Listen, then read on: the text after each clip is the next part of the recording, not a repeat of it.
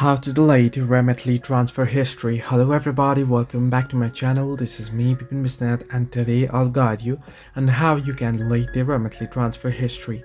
Now, first things first, to get things straight, the first question you need to ask yourself or ask is whether you can delete the Remitly transfer history. You must have gone through the options in the app on Remitly and you mustn't have found the option, right? Well, unfortunately, there is no any option to delete the transfer history on Remitly. Once you have performed the transaction, it's there on the history there. However, if you want to delete it, then there is an alternate way. The alternate way is to simply go ahead and delete the account, which I don't think you are looking forward to, so it's worthless. Basically, there is no any option to delete the transfer history on Remitly. Hope this helped you.